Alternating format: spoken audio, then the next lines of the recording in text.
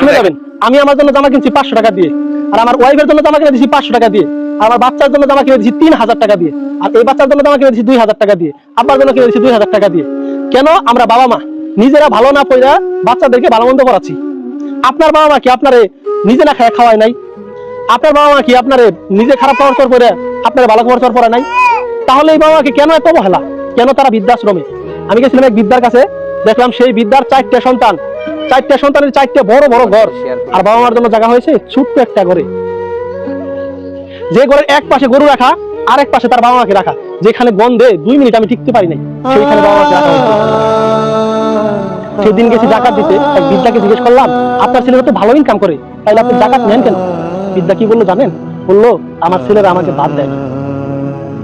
এই ভিডিওটা এত বেশি শেয়ার করবেন, এত বেশি শেয়ার করবেন, যাতে ওই সমস্ত সন্তানের কাছে পৌঁছায় যারা বাবা মার খেয়াল রাখেন।